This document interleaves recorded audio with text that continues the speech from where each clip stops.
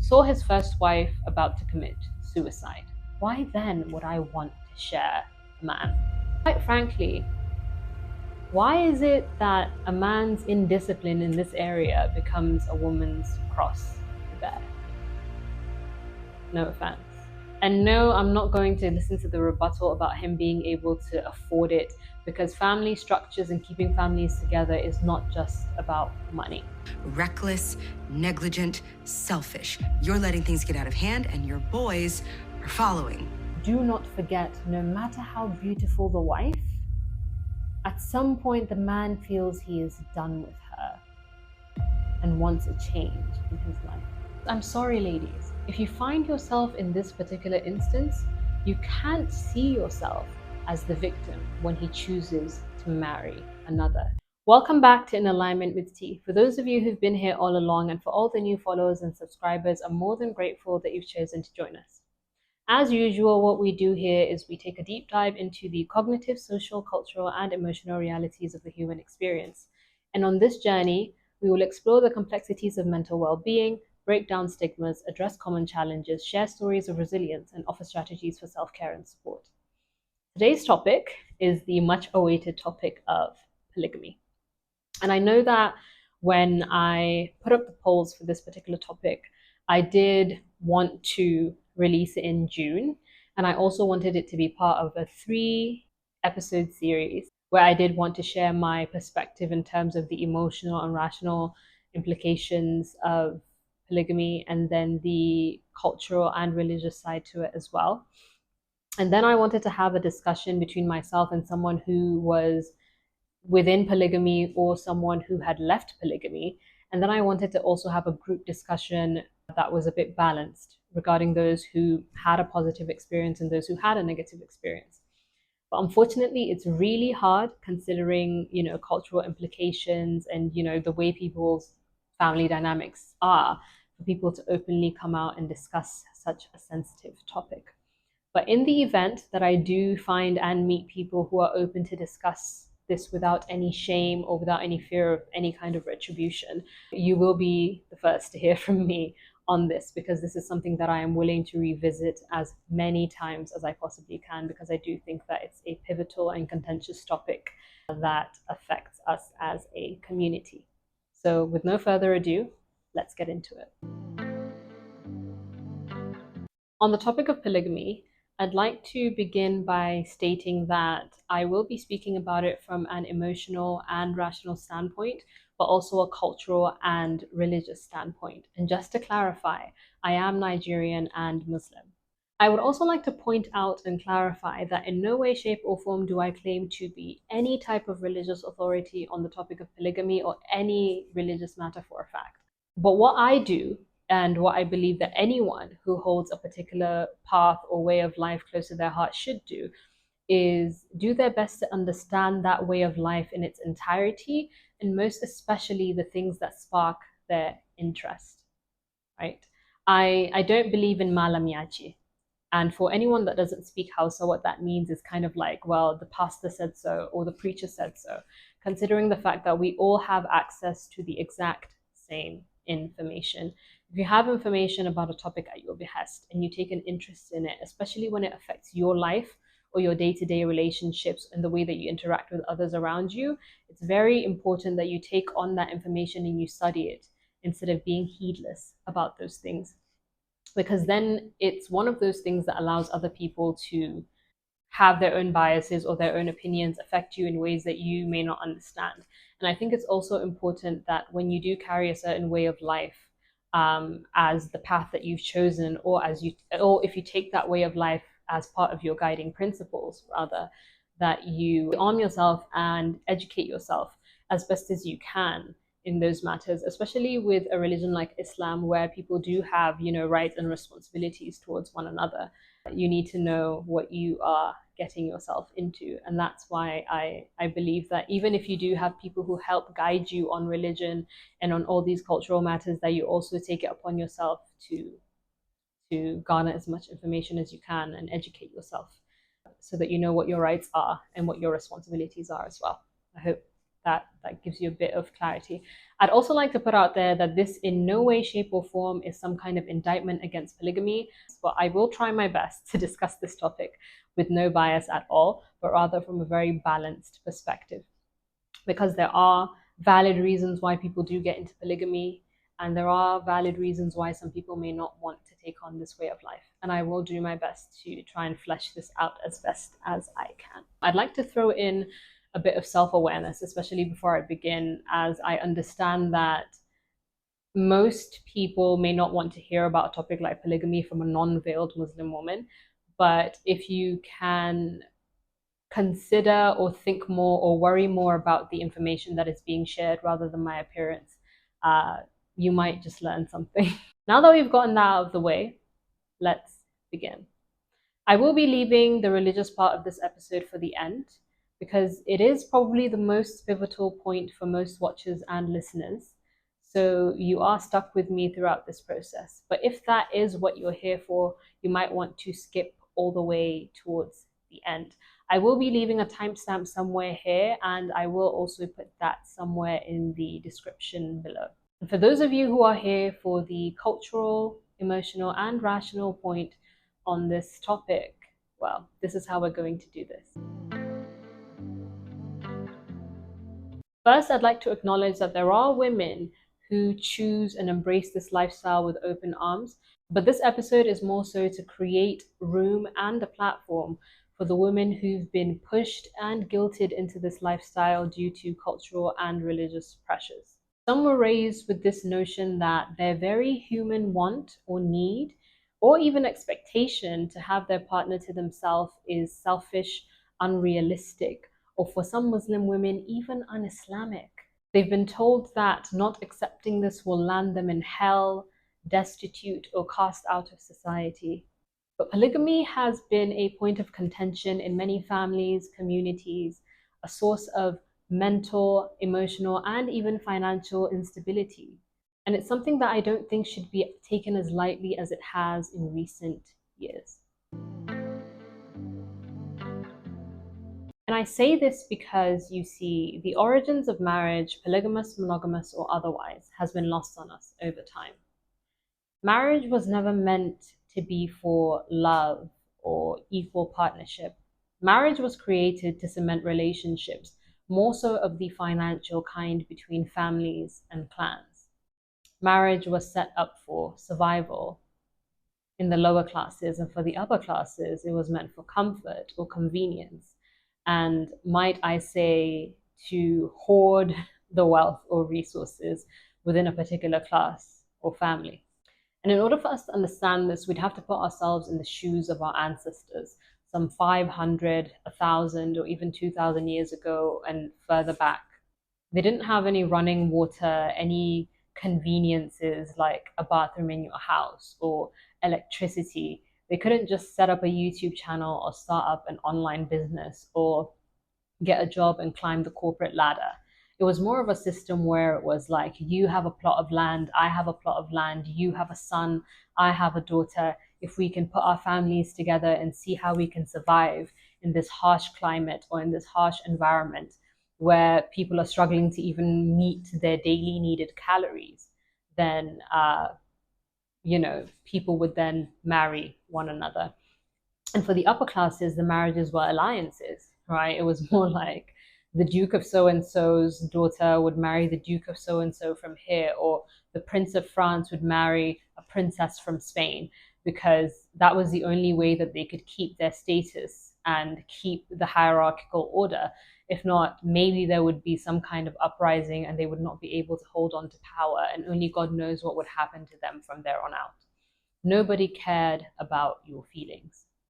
But then sometime in the late 18th century, early 19th century, post-American and French Revolution, during what we now know as the Enlightenment era, where a wage labor economy was then introduced, and then people were encouraged to marry or make their choices based on romantic attachment rather than anything else.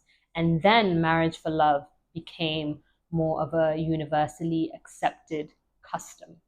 Now, once marriage stops being about provision and survival, and the needs of the wider family and the community at large, and now becomes about the two individuals involved and their needs and requirements in regards to one another, it creates a reality where polygamy then ceases to make sense.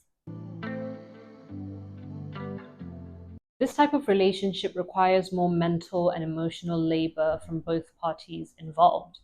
You see, where the marriages of old would consider a man to be a good husband simply because he would provide, put a roof over his wife's head and feed her, and he'd be able to hold that title of being a good husband even if he was neglectful, or if he was dishonest, or if he was unfaithful, or even if he had resorted to violence or aggression, he would be considered to be a good husband. Whereas modern love marriages require the man to not only provide, but to be faithful, emotionally available, accountable to his partner, and also present within his relationship in order to be considered a desirable partner. And on the other hand, where the wives of the past may not have needed a formal education, or where there was no need for them to have any intellect at all, but were rather required to be a homemaker, raise the children, and be grateful that they were provided for, and probably only speak when they were spoken to. Many modern wives today actually contribute to their households. And quite a lot of modern men now want women who are their intellectual equals. And the more daring ones prefer their intellectual superiors, even. Modern love does not accept pigeonholing and role playing anymore. That is simply something of the past. So if I am fortunate enough to be born and to live in a time where relationships don't have to be about survival and simply provision, but I have the privilege and the opportunity to have a relationship that is based on a deep bond and connection, why then would I want to share a man? So let's talk about modern polygamy, and more so the northern Nigerian kind. Modern polygamy, dare I say the type that takes place without the consent or consideration of the woman, is selfish. Polygamy actually started as a system to uphold family ties, where the most capable man or men in position of most, if not all, the strength, influence, and resources in the community would then marry multiple women in order to keep the population going and conserve the best genes from said capable men. For instance, no more than 200 years ago was the life expectancy about 38 years old, and most children died in infancy. So it would make sense for a man to marry multiple women and then have multiple children from those women, giving their bloodline a higher likelihood of survival. But it is 2024, where there are about, if not over, 8 billion people on the planet today, more people than there have ever been living on Earth at the same time. And we have reached many medical advancements that allow people to live well into their 80s, and children aren't dying in infancy anymore. Population got so high at some point, I think in about 1980, China implemented a one-child policy in order to keep the population in check. So I think it's fair for me to say that one man at this point in history really has no business marrying several women and having a lot of children, especially in this economy. And no, I'm not going to listen to the rebuttal about him being able to afford it, because family structures and keeping families together is not just about money. I think it's fair to also state that the value of this tradition is simply lost. You see, in Islam, which I will discuss later on in this episode, polygamy was introduced in order to spread religion into communities, to prevent uprisings and war. It was a system that was set in place to protect and provide for widows who did not have an income of their own due to the culture of the society at the time. It was created for men to take care of orphans and give them a father figure in their lives, because their fathers had passed away due to battle, war, or sickness, or any other thing. But in recent times, these marriages, and forgive me for saying this, but these marriages have become a commodity for thrill-seeking, youth-seeking, power-tripping, and a tool to satisfy endless lust. Unfortunately, this is what we tend to see in northern Nigeria today.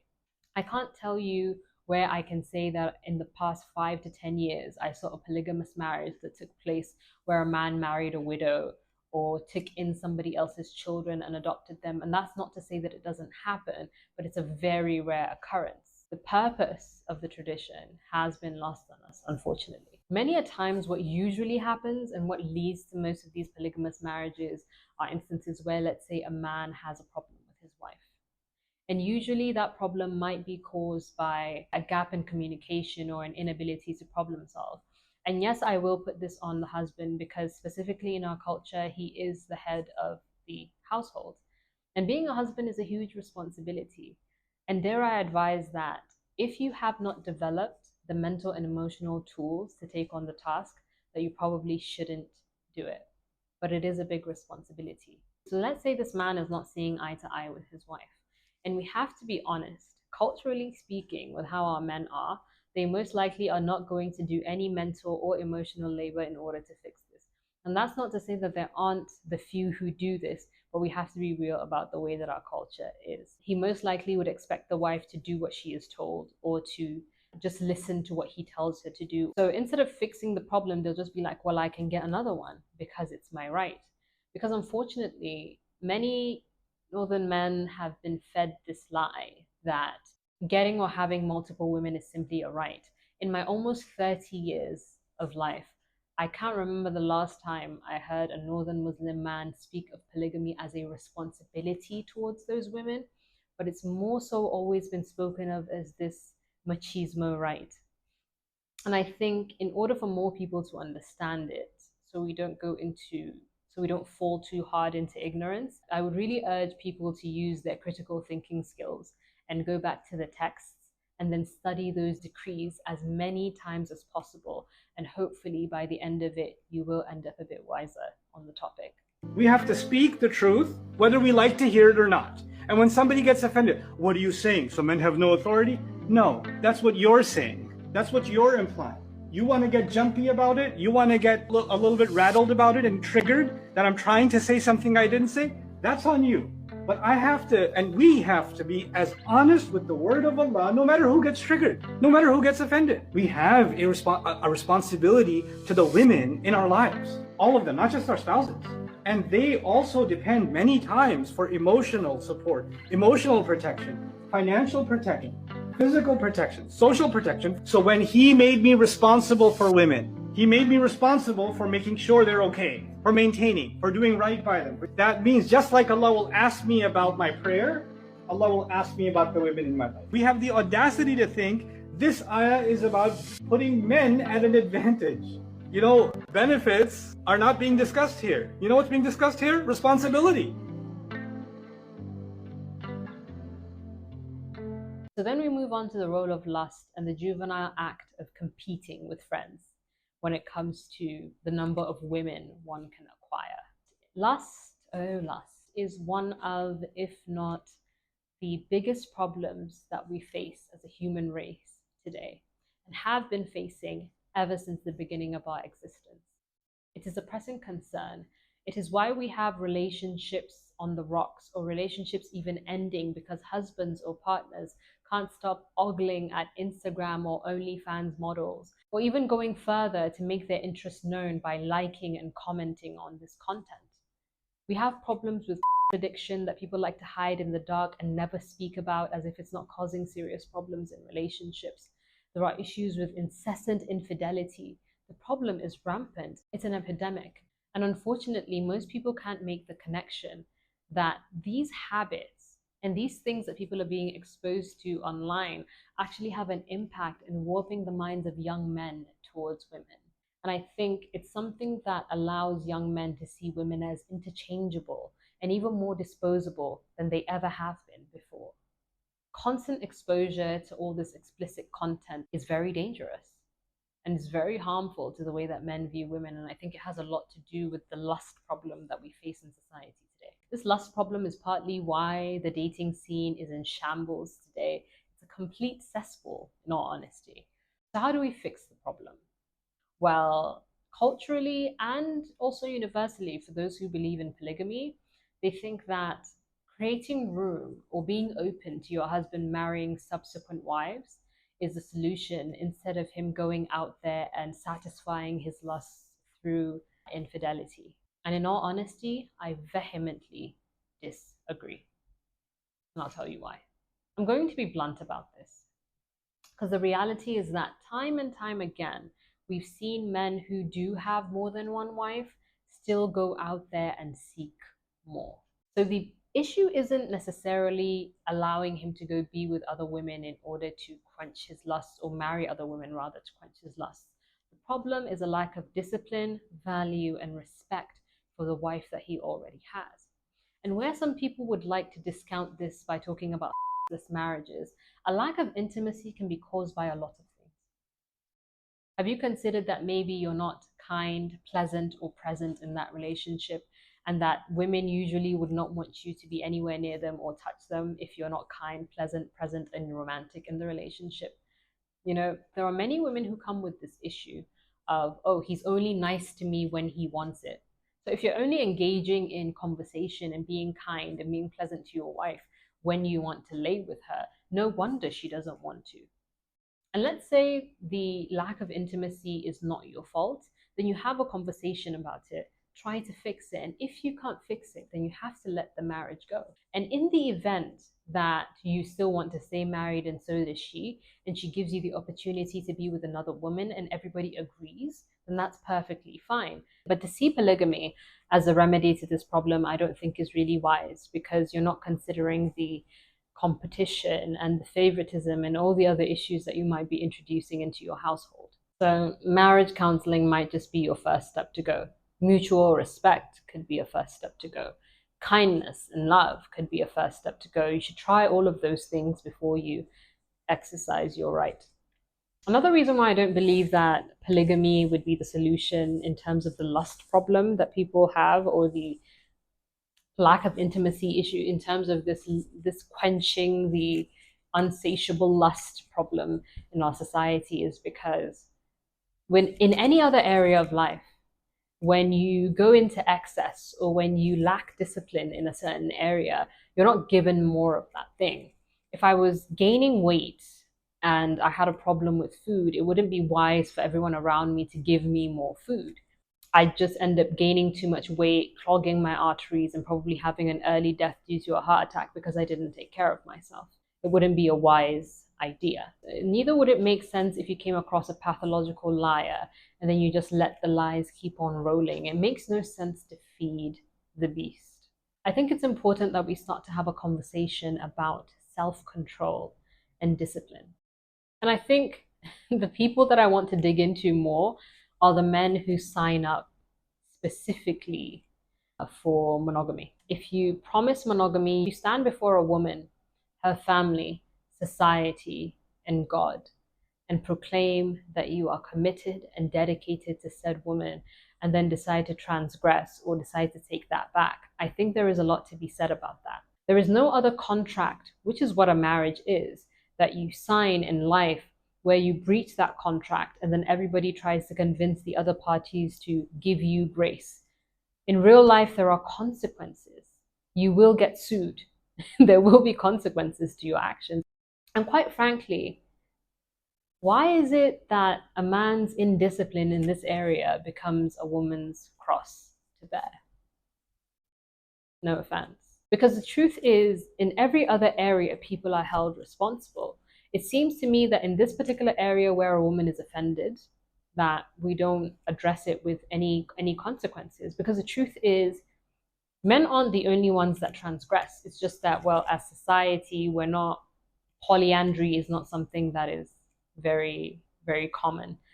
And so we don't really discuss that. But if we were to, let's say, talk about something like infidelity, I think society at large would urge a woman to forgive it. But there's never a conversation about a man forgiving it. If a woman were to do such a thing, society at large, including other women, would cast her out as a bad woman, as a bad wife. And there would be no such conversation about that being a problem. But the truth with polygamy is, before he marries that second wife, he does engage with her. Even if it's not physically, it is a form of some type of infidelity before he gets into that relationship with her and eventually marries her. And I don't think anyone takes into consideration the impact on the actual current wife. And I'm really confused as to what that is. Because even if we were to create a system or create polygamy or have polygamy because, let's say, men have an insatiable lust, fine.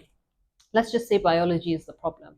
But on a human to human level, no man would accept it. Most men won't take it, right? I always do this. Whenever a conversation about polygamy comes up, I always tell the man, oh, but would you want your woman to do it? And suddenly they start heaving and they get upset. Some of them even start to sweat, and I just don't understand it. So if you understand that it would be something that would be painful for you, unless you don't view women as equals, unless you don't view women as human beings with feelings and wants and desires of their own, why is it so hard to consider and think of how painful that experience could be for them? And the truth is, if you love someone, why would you want to cause them any pain? Something for you to think about. We have to be very honest. The vast majority of women do not want polygamy. And the truth is, neither do the children who come from it, because they also do suffer. And I will delve into the experiences of kids who also grew up within polygamy. Later on in the episode, I will read the experiences of some people who did grow up within polygamy. But what I do think is really important is sparking up a conversation about valuing, respecting, and cherishing the woman you expect to devote herself to value you and to respect you. I think there's something to say about that inability to do the same thing. Because right now we're not talking about biological urges. We're not talking about men do this and men do that. No, it's just talking about basic human respect, basic human courtesy. Would you want me to do this to you? So why would you do it to me? Think about it. Why? And I think the bigger issue here is less about wanting other women. The issue is more so that you want the woman to accept it, right? You marry another woman, but you want her to stay. I think that's something that's really strange. In regards to bragging rights, the men who do brag about their polygamous circumstances are definitely the group of men who make me believe that there is a lack of love in polygamous circumstances. Because the truth is, when something is unique to you, you guard it, you respect it, you uphold it, you don't let anyone or anything disregard or disrespect it.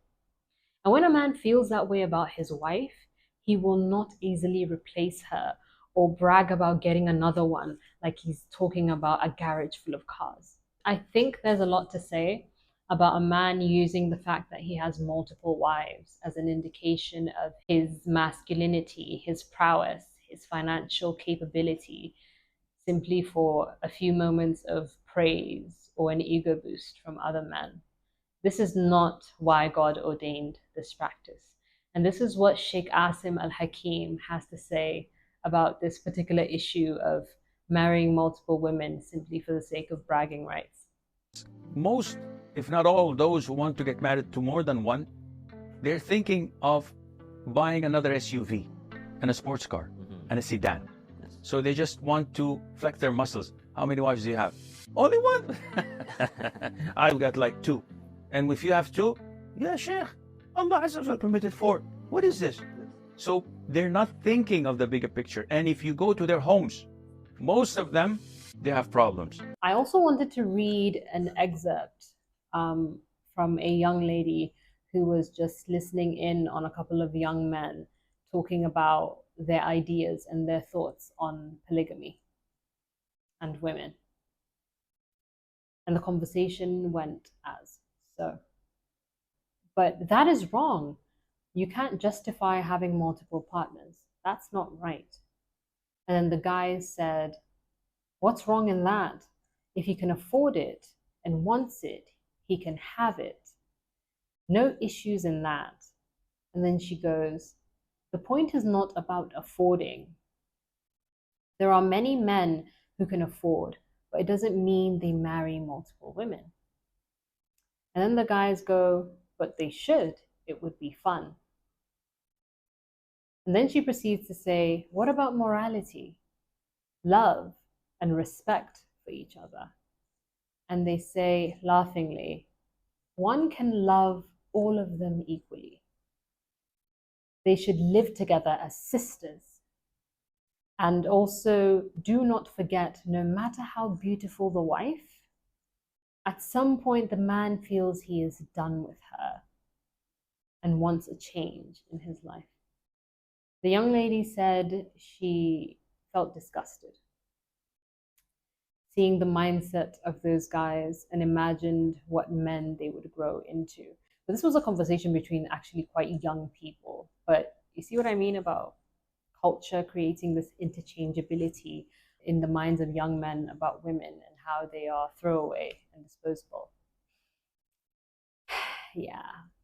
And then there's another story from this same young lady where she describes what her friend's older sister went through in her marriage. And in this case, this woman was threatened with polygamy. And I'll read the story because it goes as follows. One of my friends, Muslim, older sister, got married. I also went to attend the ceremony. The guy seemed good. And after 3 to 4 months of marriage, my friend told me that there were some issues going on in her sister's married life. I asked her to tell me the reason, but she was feeling hesitant to tell me. After I forced her multiple times, she told me that her sister's intimate life was the reason. And I further inquired, and she told me the story, which made me shocked. It shocked her, I guess. I don't think English is her first language. She told me they were having an active, intimate life, but with time, the guy became aggressive. And he used to eat some power capsules. I have no idea what this is supposed to be.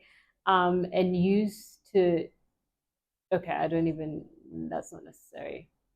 But he did this without thinking about his partner or whether or not she was physically hurt. All he wanted was his satisfaction, and she told him that it caused her pain. I don't really need to read that part because I don't think it's necessary for the story. But then apparently she bared it for the sake of her married life. And that was not the end.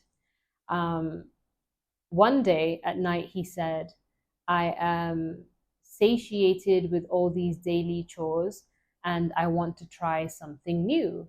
And he demanded something else, which I won't even like reveal, but put 2 and 2 together.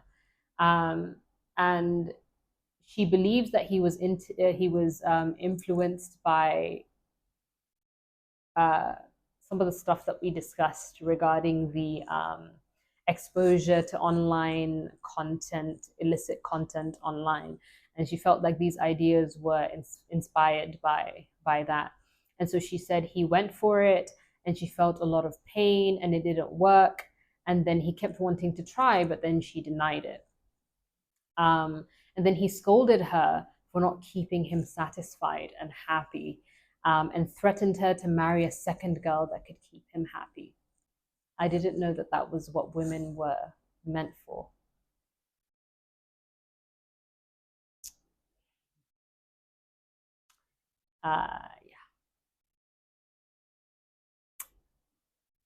Objectification is a serious problem.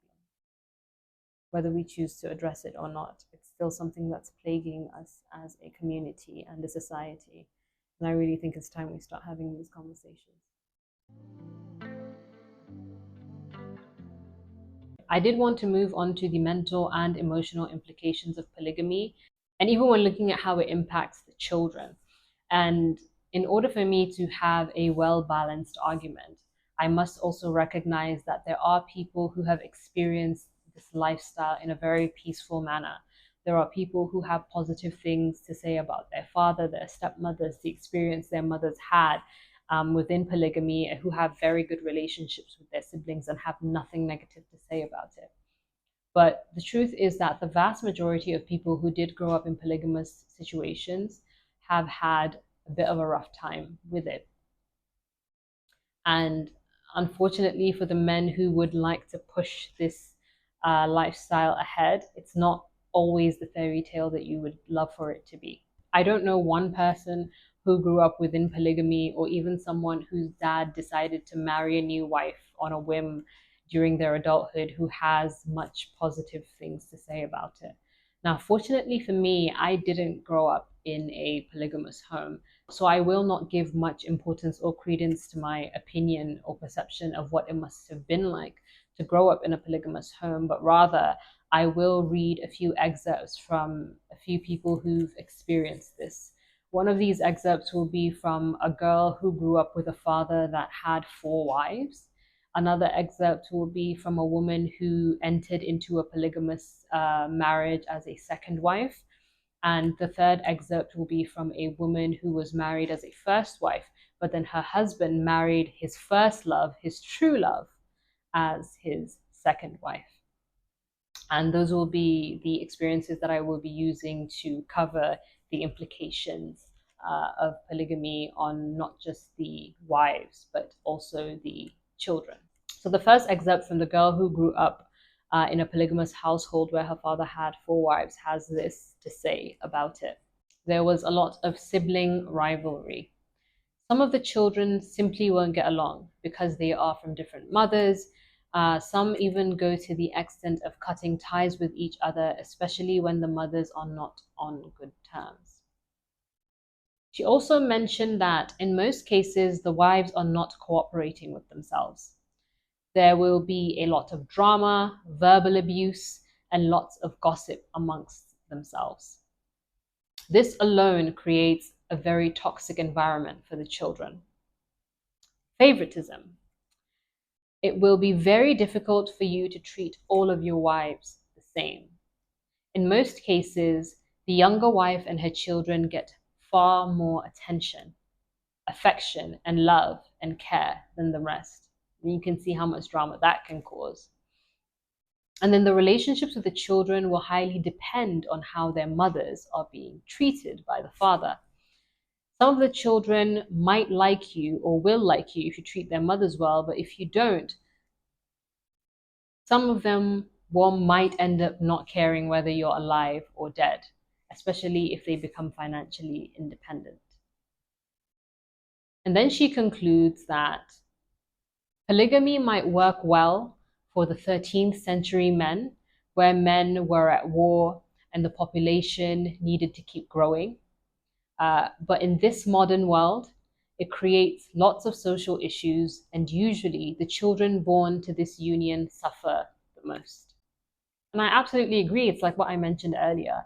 Back in the day, it made sense for community building. Children died in infancy, especially in the medieval era when Islam did introduce this. There was a lot of war. You needed more soldiers. That's also why people were married really young. But the mortality rate now, people are not dying at 38 years old anymore. Children aren't dying in infancy. We have reached certain medical heights that I don't think there is really a need for this. All it does is create drama. For the woman who was married into polygamy as a second wife, this is her experience. She says, I am a second wife in a polygamous Islamic marriage. And I would say that if anyone can avoid being in this situation, do it. It all started well off before marriage. My husband introduced me to his wife and his children, and we all got along well.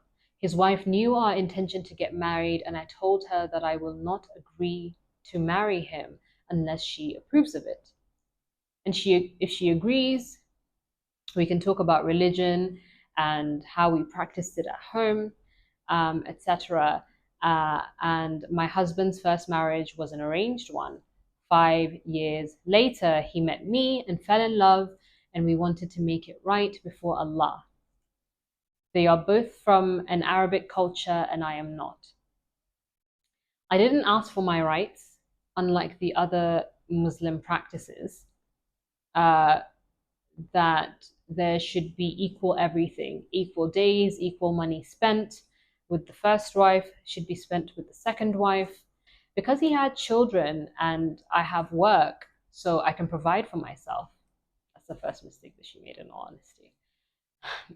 I understand his situation, and I became friends with his first wife, and I spent days in their home, and we go out together as a family.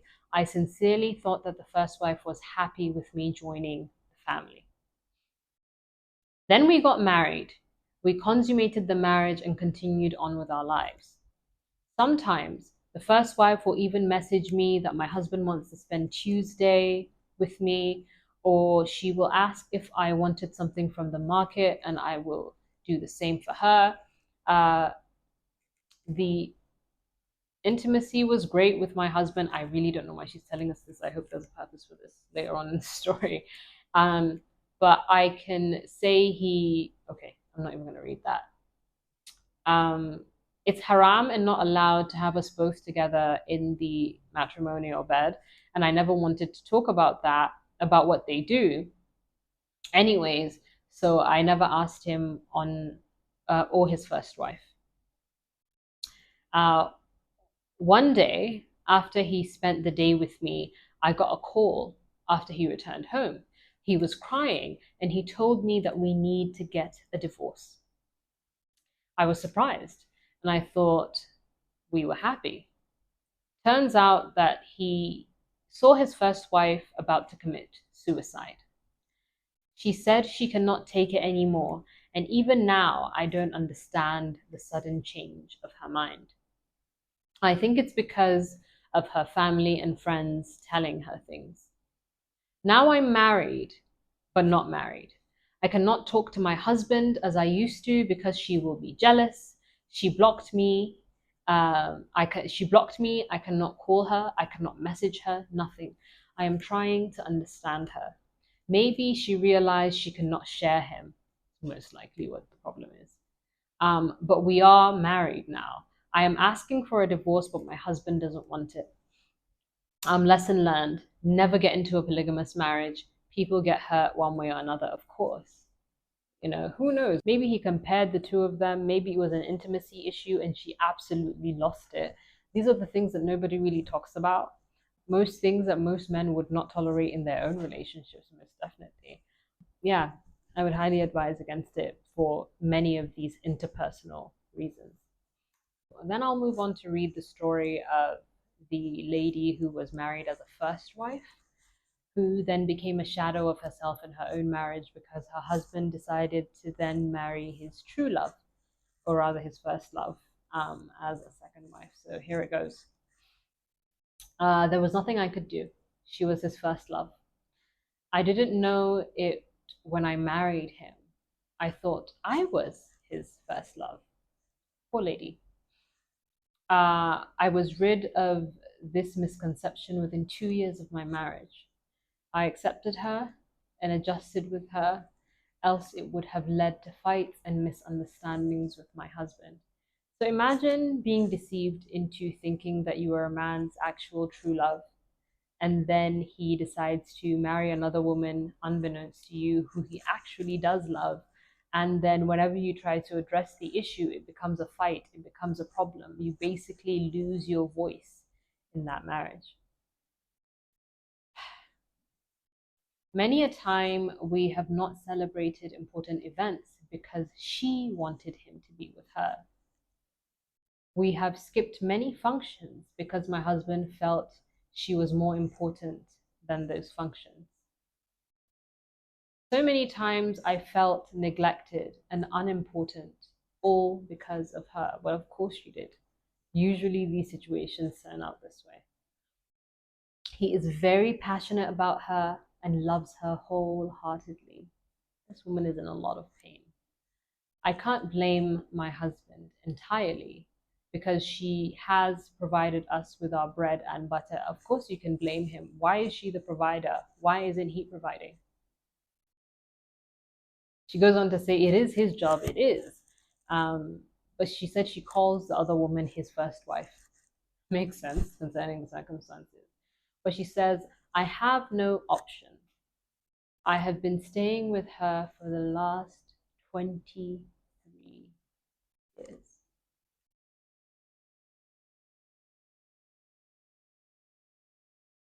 Need I say more? Few moments later. So now I'd like to move on to the role of arrogance when it comes to polygamy.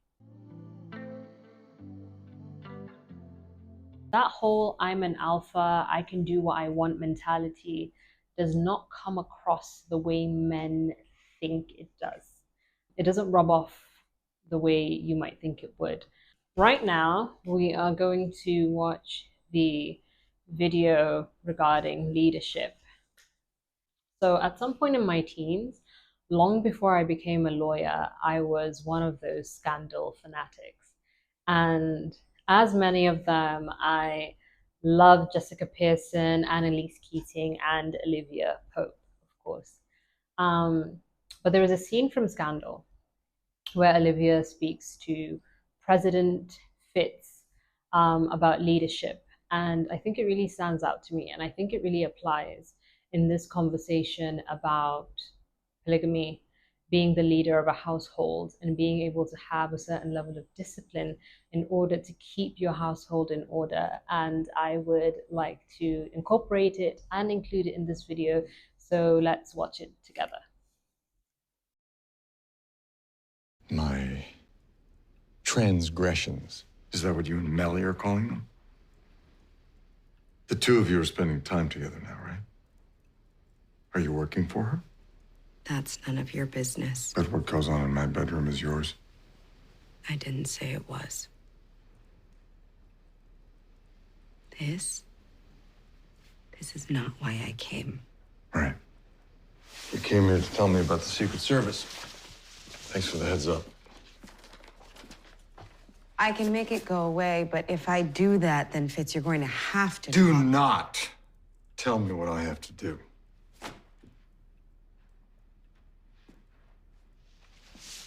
You don't get to do that anymore.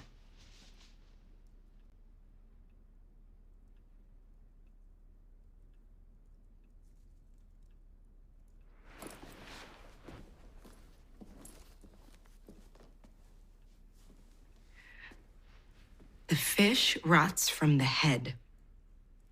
What? Your boys in the Secret Service, they're taking their cues from you because you're the head of the fish. Reckless, negligent, selfish. You're letting things get out of hand and your boys are following. What kind of example are you setting for the people who work for you, for the country, for your son? He looked up and saw his dad with some woman he didn't know.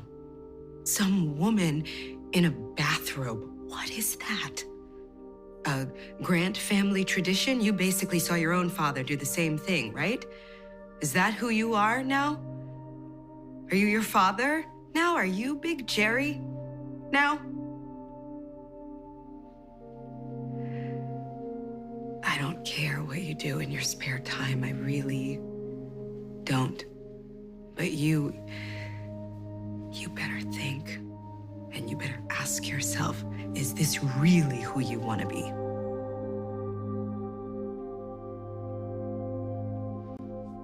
Good to see you, Fitz. A true leader doesn't have an inflated ego. A good, true leader wants to create a thriving, viable team in order to achieve the ultimate goal. And the ultimate goal in a marriage, especially one under God, is peace and understanding. And if you can achieve that peace and understanding with the wife that you already have, then that's great. But if you can't, then you might just have to let her go. But you cannot create a hell for her and then expect her to operate like an angel within it. And that is most likely what will happen when you bring another woman into the fold. Another woman with her own needs, her own wants, and her own desires. And either consciously or subconsciously, competition will begin to ensue. And what happens is it does affect the children, like the few times that I mentioned earlier in the episode, or even with the story of the girl who grew up in a polygamous household where her father had 4 wives. It always ends up rubbing off on the kids, and kids do pay very close attention to the way their mothers are treated, especially in polygamous dynamics. So with bringing this on, you're not really helping anyone, and most definitely not yourself. The sad truth, well, unfortunately for some men, or maybe fortunately, I don't know, depends on the type of guy that you are, but a true leader, the real alpha, makes sacrifices. The other day I was having a conversation with someone And we're actually talking about how wolf packs move. And apparently the alpha always stays in the back because he's the biggest and he's the strongest, and he stays behind the pack in order to protect them from any oncoming predators or to deter any kind of danger. So the head must make sacrifices for his team. And this is why I always say that what tends to make these sacrifices a bit easier is if you feel like that sacrifice is worthwhile. And I think there is something that we as a community don't talk enough about, which is something that I have tried to address in a few other videos, which is the importance of a man choosing a woman that he actually likes. I think when it comes to polygamy, usually, in a few instances, it usually occurs to an extent due to unhappiness.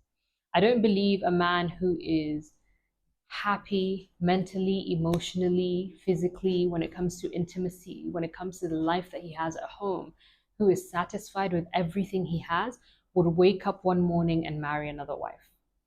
I don't think, and I'm not talking about being attracted to other women or wanting access to other women or having urges that you need to meet. I'm talking about making the actual decision to make a lifelong commitment to another woman while he still has a wife. I don't think that happens to someone that is completely happy. And I think one of the few ways to actually deter that is to marry a woman that ticks your boxes, ticks your most important boxes. I think it's really important, and some people might not understand it when I speak on these things, but that's why it's important to have your non-negotiables and your nice-to-haves. Because when you have non-negotiables, you won't budge on them. But once people start to move and create space for things that they know that they cannot live without, 5 years, 10 years, sometimes even a few months into a marriage, you find that you don't want to be there anymore. And it's usually because you started off making compromises that you had no business making to begin with. So it's not that difficult to commit, and it's not that difficult to be with someone for life. It's just that you have to be very careful with that decision that you're making, and you have to be sure about the decision. Right? This idea that you're going to have another chance or 3 other shots at getting it right if you don't get it right the first time is usually what tends to cause this particular problem to begin with. Men might marry women they may not like, or men might marry women their family chooses, or who their mother might want, or whatever it is, or who society says would be a good wife, and then they end up being unhappy and then thinking that they should try again. So in order to make your sacrifice worthwhile, pick your dream girl.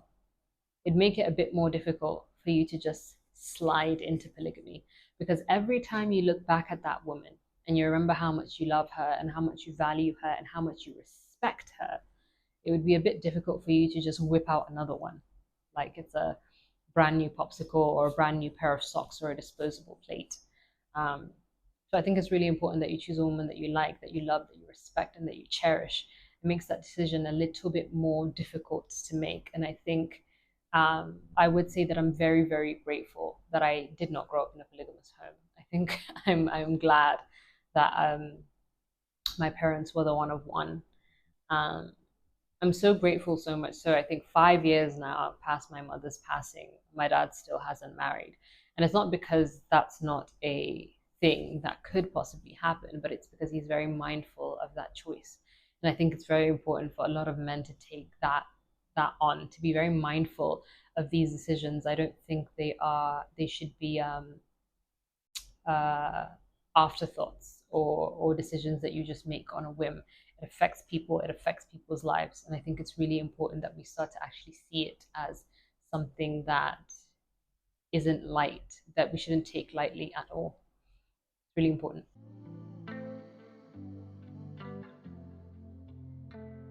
So now I'd like to move on to a point that isn't usually discussed when we talk about polygamy, which is when a man has attempted to leave but finds himself stuck. Now, when we talk about polygamy, we like to rip into the men about their selfish and callous decisions and how they see us as interchangeable chess pieces on a board. And in all honesty, I'm the last person that would try to prevent you from taking your pound of flesh on this one. But one thing that we cease to think about in the midst of our uproar is, well, how did he meet the wife that he has right now, did he actually want to marry her? Was he pressured into marrying her? And in the event that any of these things that I mentioned are not the case, what if he just doesn't want to be with her anymore?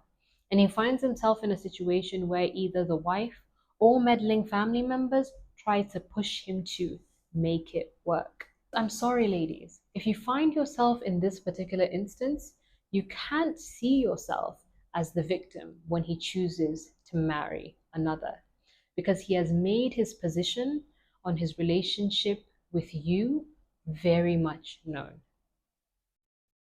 Now, I'm not saying that you don't have a right to feel blindsided or betrayed, but let me tell you something. You see this man, he is a way better person for telling you the truth than the type of man who would pretend that he doesn't have an issue with you and would tell you all the things that you want to hear and how much he loves you, and then would marry another woman anyway and continue to feed you the lie that there is absolutely no problem and that he is completely in love with you, while he watches you go through a lot of suffering because of the cognitive dissonance of what's going on. You love me, you don't have a problem, but you brought another woman into the fold. Those two things do not make sense, and a lot of women go through this. So I think in this particular case, it's very important that you take your dignity and go, especially when he has communicated that he does not want you anymore. The decision to stay in this particular instance would be an absolutely foolish one. So then we move on to the other woman. Now, the truth is, although a lot of women would like to deny this, because in accepting this, they would also have to accept that their husband might be the problem, a lot of the women who find themselves as second or subsequent wives aren't actually aware of the existence of the original wife. Because a lot of the time, these men aren't honest. But for the purposes of this video, let's just assume that she knows, right? Now, many of us are lucky, well, Nigeria being the place in context, many of us are lucky to have parents that are still willing to take care of us well into our adulthood, but not many people are that lucky. And I say this as a precursor for what I really want to say. Even with a well-paying job in Nigeria, it's really hard for some people to make ends meet. Some people have siblings that they are responsible for. They have family and parents in the village. So imagine there's a woman who can't afford a comfortable lifestyle for herself.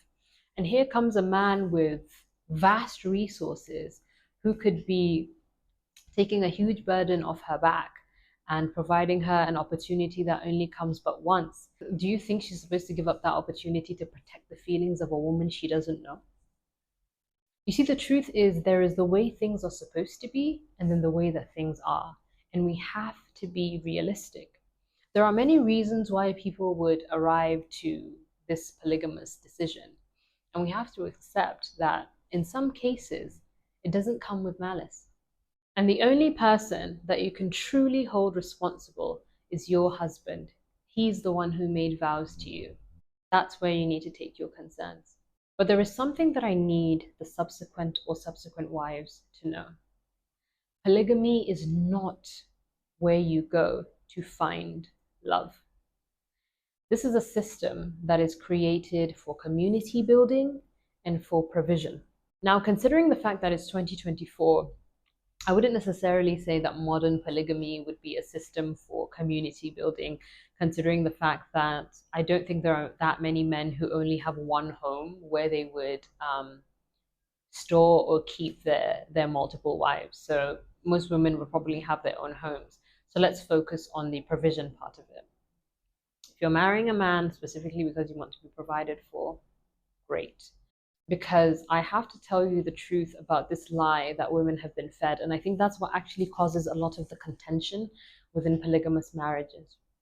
There is no man that will sit there and create a loving, bonded, one-of-a-kind relationship with more than one woman at the same time. He can like you because you're beautiful. He can like you because you make money and it makes him look good and it raises his status. He can like you because his mom likes you and you get along with his family. He can like you because you're a good mother. He can like you because you please him. He can like you for a bunch of things, but that is liking. That could also be familial love. But when it comes to being in love, he is not doing that with more than one woman at the same time. See, there are men that are still bonded and in love with their first love and they've never let her go, and he probably met that girl when he was 12 and he still thinks about her and he's married to another woman. That's just how they operate. Don't let them deceive you. The reality is, if he does have multiple wives, he's in love with one of you, none of you, but most definitely not all of you. A hard pill to swallow. And if it happens that he's in love with one of you, then you just have to figure out which one you are. But the rest of you are simply serving a function. So if you're looking for a love that is deep, and a love that is connected, and a love that is one of a kind, your man, your person, is most definitely not another woman's husband. There is no such thing as the love of our lives. So let's get into the Islamic take on polygamy.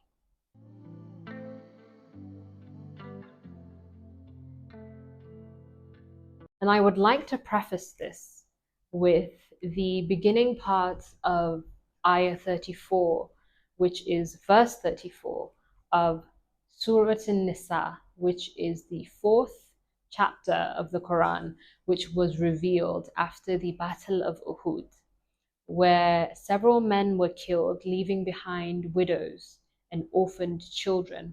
And this was basically a guiding tool, or principle rather, for the Muslim men at the time in terms of how they would treat the women and the children. And Nisa basically means the women. And it starts by saying, Ar-Rijal Qawwamuna 'ala an-Nisa, which means the men are the caretakers, or you can say protectors of women.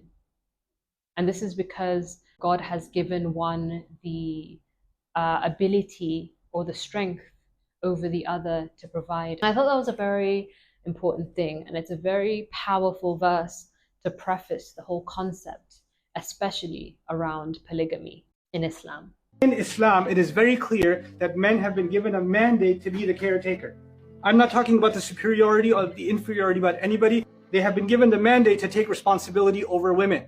Notice I didn't use the word authority. I used the word responsibility. I didn't use authority, I used responsibility. Because in the entire etymology of the Arabic language, the word qama has nothing to do with authority. It has to do with responsibility. So understanding from this, men are the authority over women, is absurd.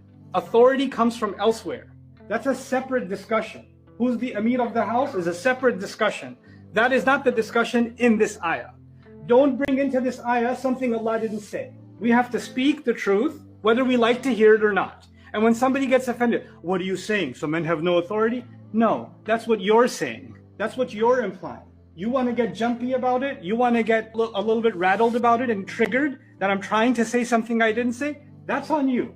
But I have to, and we have to be as honest with the word of Allah, no matter who gets triggered, no matter who gets offended. A female might get offended. What do you mean they're responsible? What, I'm not responsible?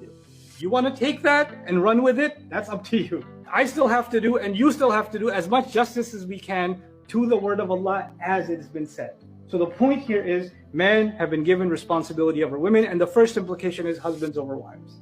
But there are secondary and tertiary implications. Brothers are responsible for their sisters. Sons are responsible for their mothers. Fathers are responsible for their daughters. We have a responsibility to the women in our lives. All of them, not just our spouses. And they also depend many times for emotional support, emotional protection, financial protection, physical protection, social protection. A mother can expect that from her son. A sister can expect that from her brother, can't she? So we have to take that role of qawwam and apply it across the board. So when he made me responsible for women, He made me responsible for making sure they're okay, for maintaining, for doing right by them, for teaching them the deen. That means just like Allah will ask me about my prayer, Allah will ask me about the women in my life. He'll ask me about my mother. He'll ask me about my sister, and more directly, he'll ask me about the spouse. This is why the Rasul ﷺ says, خَيْرُكُمْ خَيْرُكُمْ لِأَهْلِهِ. The best of you are the ones that are the best to their family.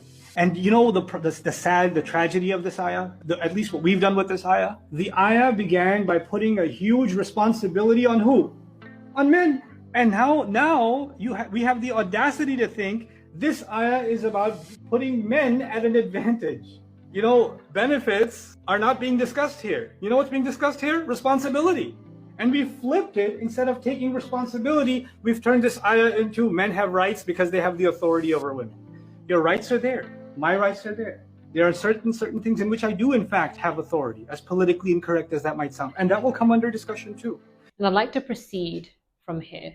And I'd like to also read a couple of excerpts in relation to the history at the time when this verse was revealed.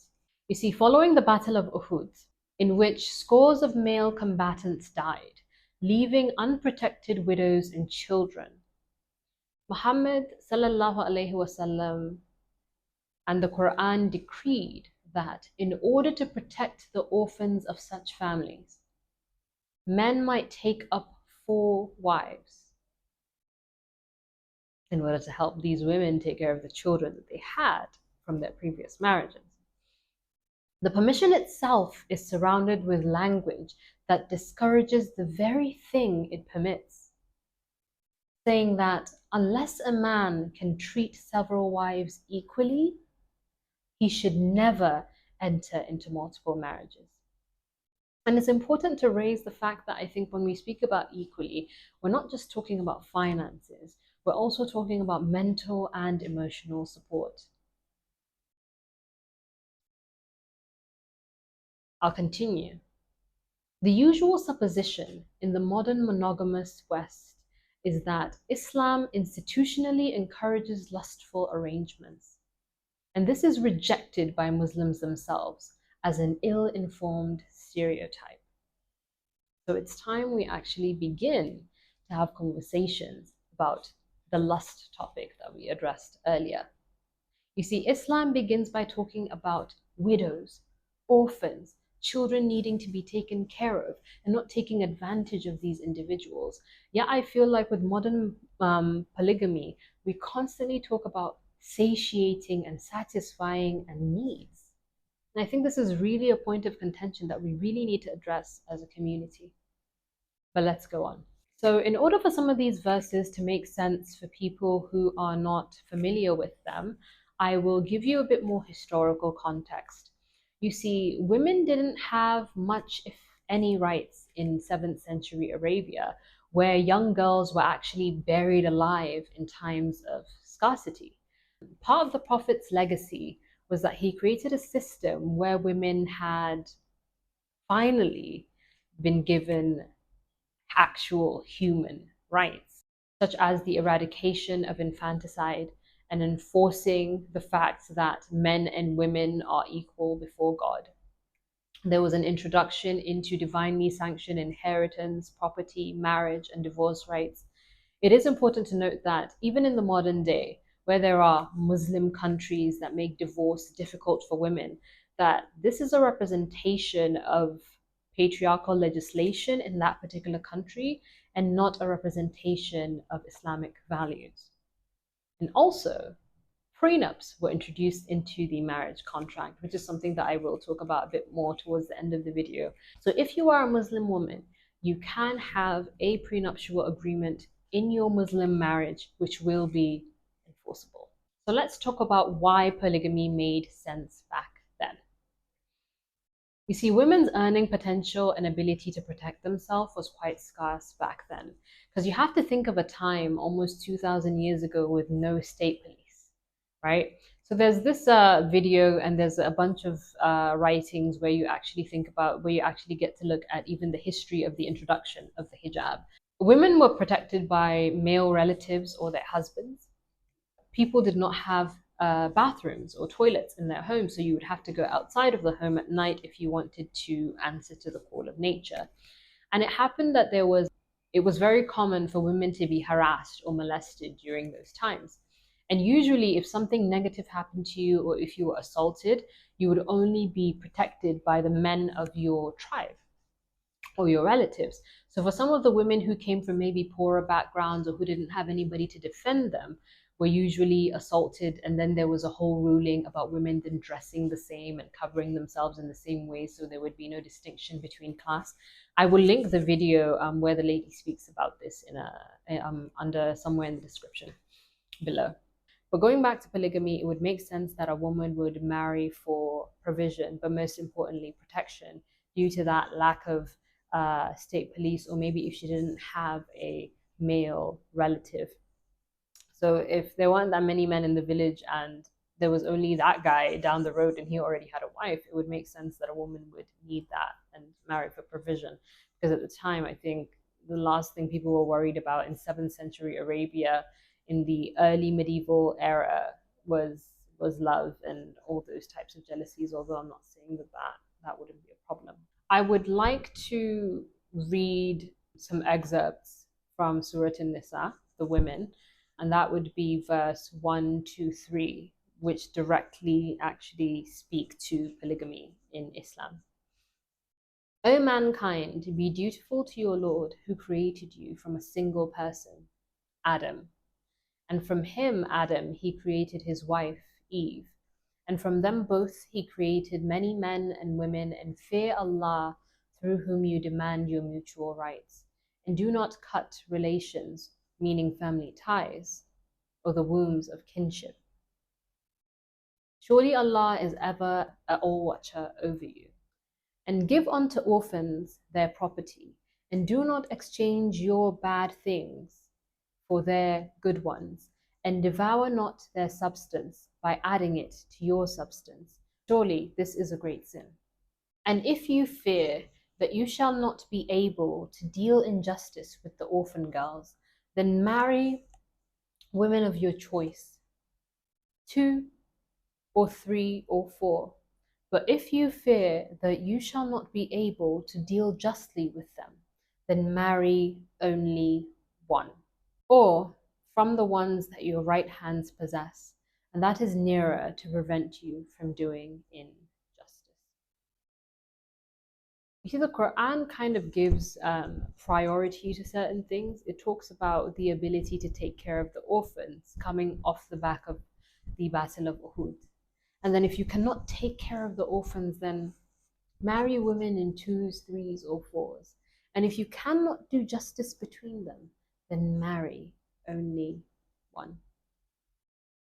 If was a warning. The vast majority of men are highly incapable of having one healthy and just relationship. So it seems a bit ludicrous to assume that you would be capable of carrying out more than 1. It was a warning.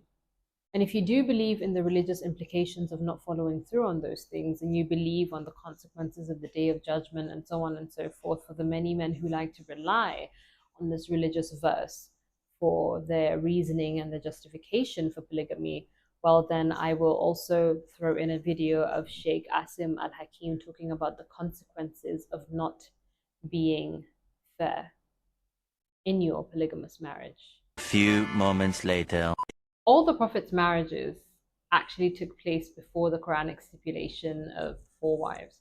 He had been married to, well, it's been reported that he has been married to 13 women in total, but only 11 at the same time.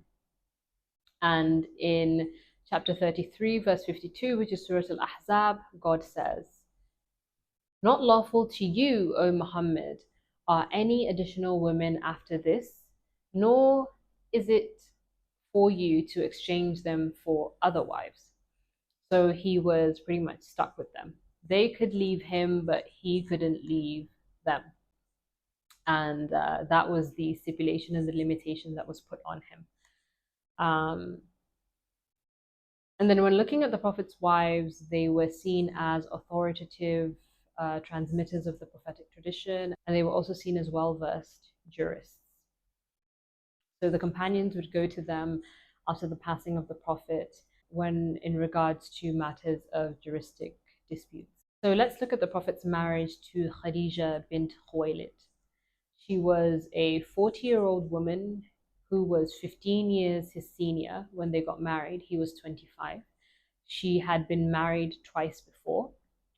She was the mother of all of his children except Ibrahim.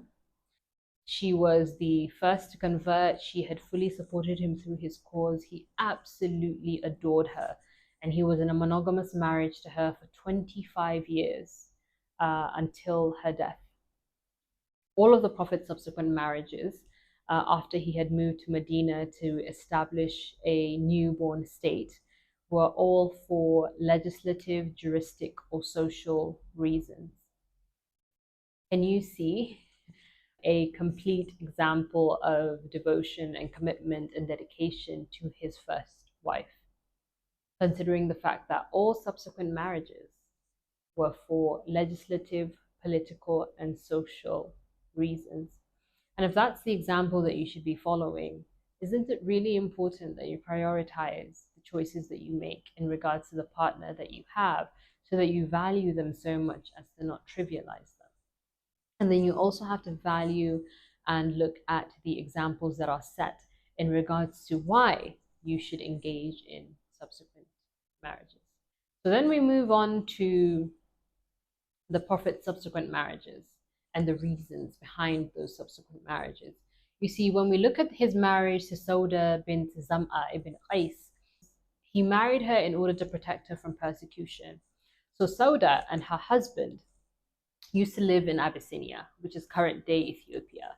And on their way back to Makkah, I believe, where her pagan family had lived, who basically had cast her out, he had passed away. And Khawla, which was the Prophet's female companion and also a warrior for the cause at the time, had suggested that the Prophet marry Sauda so that she could avoid persecution from her family, because she actually didn't have anywhere else to go. So he married her in order to protect her. And then when we look at his marriage to Salama bint Abi Umayyah, her husband had died from the injuries that he had incurred during the Battle of Uhud. And he had left behind 4 children. So the Prophet had married her, even in her old age, in order to provide and take care of her and those children. This wasn't a marriage that was based on any form of attraction or anything. I think there's also a verse, and I will link all the sources to all the information that I'm sharing in this video in the description below, where the Prophet had said that he did not pay any mind to her old age, because he had simply married her to take care of her and also to take care of his children. Then we look at his marriage to Juwayriyah bint al-Harith. She was a princess, and her marriage to the Prophet not only led to the release of her tribesmen from being prisoners of war, but they also converted to Islam. It is said of Juwayriyah, and I'll read this quote, that I don't know any woman who was more blessed for her tribe than Juwayriyah. When we look at his marriage to Habiba bint Abu Sufyan, it was her marriage to the Prophet that had actually led her father, who was an enemy of Islam, to convert to Islam. And this was a marriage that had gone on to reinforce family ties. So when we look at the Prophet's marriage to Safiya bint Huyay ibn Akhtab, who was born of a Jewish tribe, she had converted to Islam in secret and then married the Prophet, and then helped abate any hostility from any other Jewish tribes, as she was one of them. So when you look at all of these marriages that the Prophet had to all of these women, they were all marriages that were meant to bring the community together. They were marriages that were created to take care of elderly women, to take care of women who had come from other marriages, to take care of women who had lost their husbands, to raise orphans. They were all marriages with a purpose. And I think that's a beautiful thing. And also, when it comes to moments where polygamous marriages were actually prevented, we can take a look at the time where Ali, a companion of the Prophet and also the husband of his daughter Fatima, wanted to marry the daughter of Abu Jahl. And the Prophet said, absolutely, positively not. You may not marry the daughter of Abu Jahl, as it would bring a lot of pain and hurt to Fatima. And anything that causes pain and hurt to Fatima would cause pain and hurt to me, and therefore you cannot marry the daughter of Abu Jahl. And last but not least, I would like to speak to Muslim women about the prenuptial agreement that you can include in your marriage contract. You can put whatever it is that you want in your marriage contract as a Muslim woman. There is no limitations on what you put, so long as your husband also agrees to it and signs it, it will be enforceable.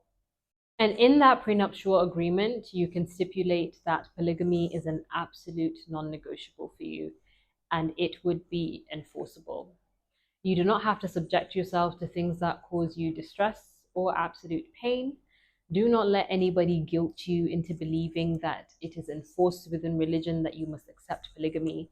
It is not something that is fard, it is something that is considered to be sunnah.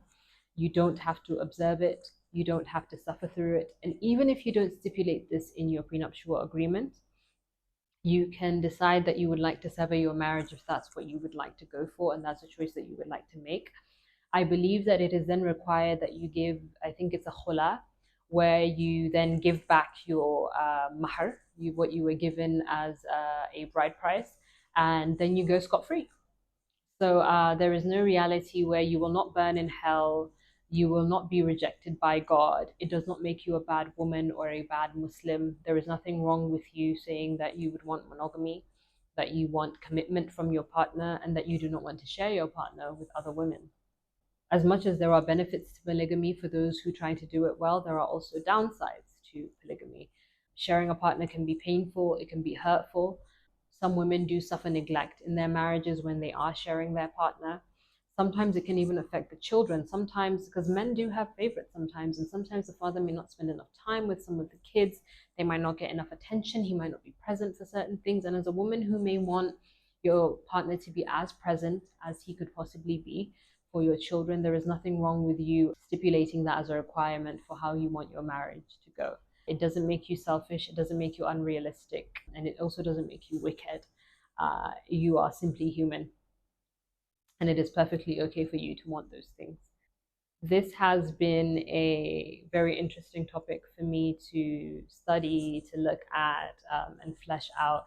And it's been very exciting and it's been very rewarding to look into this. And I hope I get the opportunity to look at even more interesting topics, especially those that pertain to the experiences of women, because I am a woman. Really interesting, especially women within our culture. So if anybody has any suggestions for any topics that I should take on or look into, I would be very open to do so. This has been episode 7 of the In Alignment with T show on polygamy from so many different angles, and it's been very exciting. There's been something that's been on my mind lately that I've considered kind of exploring. So you see, I've never experienced overt racism, but you see your good old tribalism. Now that I've seen in so many different shapes and forms, you have absolutely no idea. So maybe when I see you in a fortnight, that's what I'll be talking about. But until then, stay tuned. I need you to like, comment, share, subscribe, click on the notification bell. Follow me on Spotify, on Apple Podcasts, on Instagram, Twitter, which is now X, TikTok. I post videos as much as I can on there. I really, really enjoy doing this. I really enjoy exploring these topics, and I can't wait to dabble in a bunch of other things. I'll see you in the next video. Thank you for watching.